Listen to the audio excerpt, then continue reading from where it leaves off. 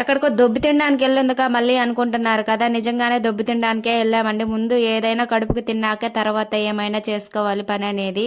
Hello everyone, ఎలా ఉన్నారు అందరు? Welcome to my channel.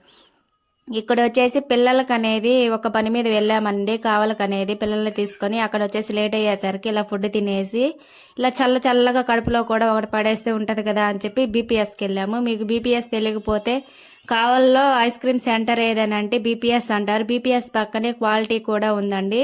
Quality ice cream shop అనేది ఈ రెండు అనేది పక్క పక్కనే ఉంటాయి. ఇలా పిల్లలు అనేది అడిగేసరికి ఇలా నలుగురు వెళ్ళామండి. వెళ్ళాక ఇక్కడ వచ్చేసి ఐస్ క్రీమ్స్ మేము ముగ్గురం ఒకటి పెడితే ఈ కర్రీ పుష్ప గారు ఏమంటే ఒకటి పెట్టాడనమాట. చూడండి, ఈయన వరకే స్పెషల్ అనమాట. పుష్ప కదా, ఏదైనా స్పెషల్గానే ఉండాలి. చూడండి, ఇక్కడ వచ్చేసి మేమేమో ఐస్ క్రీమ్ పెట్టుకుంటే ఇక్కడేమో ఈయన గారు బాదం పాలు పెట్టి దాంట్లో విత్ ఐస్ క్రీమ్ అనమాట. అది వచ్చేసి 80 రూపీస్, మాదేమో 100 రూపీస్ అనమాట. మేము వెనిలా ఉంటుంది కదా, వెనిలా కాదండి, ఇది పైనాపిల్ ఐస్ క్రీమ్ అనమాట.